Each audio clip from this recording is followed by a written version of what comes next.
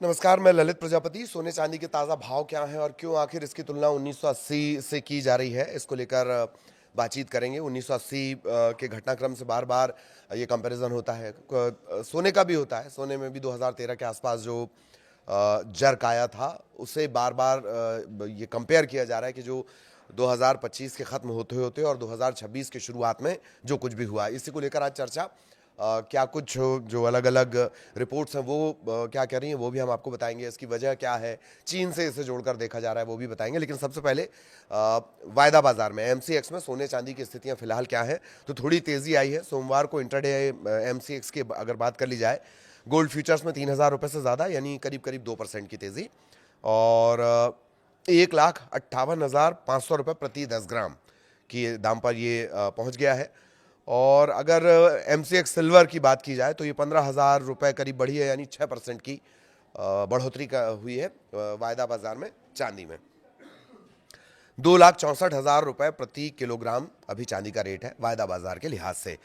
तो कमज़ोर डॉलर और अच्छी स्पॉट डिमांड के चलते ये माना जा रहा है। 9 फरवरी को एमसीएक्स पर सोने की कीमतों में तेज़ी रही। 3,000 रुपये से ज़्यादा, 2% की तेज़ी, 1,58,500 रुपये प्रति 10 ग्राम। चांदी 15,000 रुपये, 6% की मोटा मोटी बढ़ोतरी है, और ये आ गई है 2,64,885 रुपये प्रति किलो। फिर ये करीब करीब 11 साढ़े 11 बजे के आसपास का दाम है। चांदी और सोने के जो दाम है वो उतना तेज़ी से घट रहे या बढ़ रहे हैं वायदा बाजार में कि उसमें लगातार एक जिगजैग जैसी स्थिति बनी हुई है।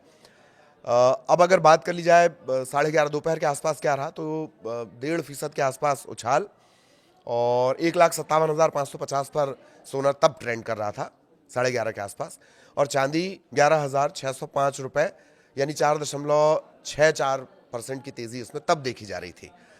2,61,000 रुपये। हालांकि थोड़ा थोड़ा दोनों का दाम बढ़ा है। इसकी वजह क्या है? हालिया वजह डॉलर की कमज़ोरी ने सोने की कीमतों को सपोर्ट दिया है, और अमेरिकी डॉलर 4 फरवरी के बाद से अपने सबसे निचले स्तर पर है। जब भी ऐसी स्थिति बनती है, उसका फ़ायदा भारतीय बाजार को खासतौर पे सोने और चांदी में नज़र आता है। लगातार जो भू राजनीतिक अनिश्चितताएं बनी है मिडिल ईस्ट में, जिस तरीके का घटनाक्रम है, आज कुछ बोला जा रहा है, कल कुछ बोला जा रहा है, जैसे ही तनाव बढ़ेगा सोने चांदी के दाम बढ़ने लग जाएंगे। सेफ हेवन वाली बात यहाँ पर फिर से आ जाती है। और अभी लंबे समय तक जियो पॉलिटिकल जो कंडीशन बन रही है, उसके हिसाब से एक्सपर्ट्स का कहना है कि सेफ एसेट्स की तरफ लोगों का अभी जो ध्यान है वो रहेगा। सेफ एसेट्स यानी सोना चांदी दोनों की तरफ। आज थोड़ा सा सुधार प्राइस में है, लेकिन ये कितना बरकरार रहेगा इसके लिए इंतज़ार करना होगा। और ये एमसीएक्स का हमने प्राइस आपको बताया है। इसमें सराफा बाजार के प्राइस, जहाँ से हम फिजिकल गोल्ड खरीदते हैं, वो नहीं है। अब ये माना जा रहा है कि 1980 के बाद ये सबसे बड़ी गिरावट है। कुछ ही घंटों में 10% की गिरावट, फिर अचानक उछाल, फिर गिरावट, ये स्थितियां बनी हैं। कमज़ोर लिक्विडिटी, चीन की खरीद में ठंडक, सट्टेबाजी। चीन के पास चांदी का सबसे बड़ा स्टोरेज भी है और चांदी का सबसे बड़ा खरीदार भी चीन है।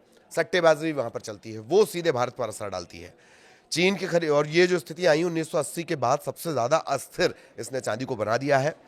और पहले कहा जाता था चांदी बहुत मुनाफे का सौदा है, लेकिन अब इसमें थोड़ी रिस्क आने लगी है। अभी भी हालांकि सेफ हेवन को लेकर जो बनी हुई है लोगों की मेंटालिटी, वो चांदी और सोने की तरफ जा रहे हैं, लेकिन चांदी की जो अनिश्चितता है वो 1980 की अस्थिरता को याद दिला रही है। एशियाई कारोबार के दौरान स्पॉट चांदी एक समय 6.2% तक बढ़ गई, और इससे पहले $64 प्रति औंस तक वो फिसल चुकी थी। उतार चढ़ाव की वजह यह है कि इसे एक सपोर्ट लेवल पर ही टिक नहीं पा रही है। कौन? चांदी। सोने में हालांकि मजबूती आएगी। चांदी का बाजार सोने के मुकाबले हमेशा तेज झूलता है। इसकी वजह है बाजार का आकार छोटा है, और जो लिक्विडिटी है, तरलता है, वो कमोबेश कम है। सोने के बाजार में लिक्विडिटी बहुत ज़्यादा है। 1980 के बाद का ये सबसे खतरनाक मूवमेंट माना जा रहा है। और सट्टेबाजी, ओवर द काउंटर ट्रेडिंग, इसके चलते ये स्थितियां बनी है। जनवरी में जो उसने ऑल टाइम हाई बनाया है, उसके बाद से 1/3 से ज़्यादा हिस्सा चांदी अपना गंवा चुकी है, और यही लगातार उतार चढ़ाव बना हुआ है। जानकार ये कहते हैं कि जब वॉल्टिलिटी अचानक बढ़ती है तो मार्केट मेकर्स स्प्रेड बढ़ाते हैं और बैलेंस शीट पर उनका फोकस थोड़ा कम हो जाता है, उस पर ध्यान देना वो बंद कर देते हैं, उसका असर पड़ता है। हालात धीरे धीरे खुद बिगड़ते चले जाते हैं इन परिस्थितियों में। जो अभी चांदी के साथ हो रहा है। कई सालों से जो कीमती मेटल्स चल रही थी वो लगातार बहुत हाई पे चल रही थी। कीमती मेटल्स सभी सोच रहे थे, शेयर बाजार के एक्सपर्ट सोच रहे थे, बाजार के विशेषज्ञ सोच रहे थे कि करेक्शन आएगा, करेक्शन आएगा, मतलब चीज़ एकदम बढ़ती जा रही है, करेक्शन उसमें नहीं आ रहा। तो क्या ये करेक्शन पॉइंट है? हालांकि इसको लेकर भी अभी श्योर नहीं है कोई भी। जियोपॉलिटिकल रिस्क, अमेरिकी केंद्रीय बैंक की स्वतंत्रता, चीन में सट्टेबाजी, और ये सब वजहें थीं जिसकी वजह से चांदी की अस्थिरता एकदम बढ़ी हुई है, और ये अभी भी चल रहा है।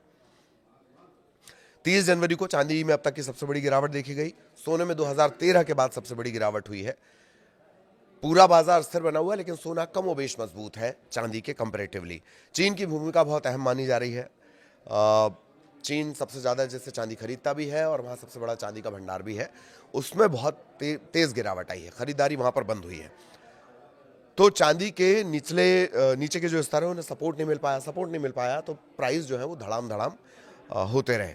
चीन के घरेलू दाम अब अंतर्राष्ट्रीय बेंचमार्क के जो मुकाबले हैं वो डिस्काउंट में कारोबार कर रहे हैं, और कई जो निवेशक हैं इस वजह से वो बाजार से थोड़ा दूर रह रहे हैं, इस अस्थिरता की वजह से। तो जो टूटा हुआ बैठा था प्राइस वो और ज़्यादा अस्थिर हो गया, उसमें और ज़्यादा अस्थिरता आ गई। स्टॉप लॉस लगाकर लोगों ने तेजी से मुनाफा निकाला है अपना चांदी से, बिकवाली जिसको आप बोलते हैं, उसकी वजह से भी चांदी के दाम में अस्थिरता आई है। और सबसे बड़ी बात कि ये अस्थिरता अभी बने रहने वाली है, लंबे समय तक बनी रहने वाली है। अभी अगर मोटा मोटी बात कर ली जाए, करीब 4.5% चढ़कर $74.09 प्रति औंस के आसपास, और सोना 1.7% की तेजी के साथ $4,860 प्रति औंस। ये औंस वाले मैं आपको प्राइस बता रहा हूँ डॉलर के हिसाब से। ये मोटा मोटी अभी की स्थिति है। 1980 के बाद पहली बार ये चांदी को लेकर इतनी अनिश्चित स्थिति बनी हुई है।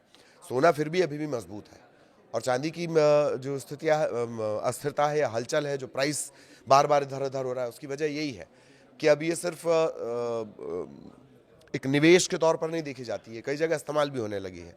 जैसे जैसे इलेक्ट्रिक व्हीकल का बिजनेस बढ़ेगा, जैसे जैसे सोलर पैनल से जुड़े हुए बिजनेस बढ़ेंगे, सोलर एनर्जी से जुड़े हुए बिजनेस बढ़ेंगे, चांदी की डिमांड अपने आप बढ़ेगी। चांदी की यही बढ़ी हुई डिमांड, और अचानक से चाइना में जिस तरह की स्थितियां हुई, मुनाफा लोग निकालने लगे, प्रॉफिट बुक करने लगे, उसके चलते चांदी के प्राइस धड़ाम हुए। सुधार है, आज थोड़ा सुधार है, लेकिन यह अस्थिरता अभी बनी रहेगी। 1980 से इसे कंपेयर किया जा रहा है। इसी तरह के तब सिचुएशन बनी थी बाजार में चांदी को लेकर, और अभी फिर वही स्थिति बन रही है। नमस्कार।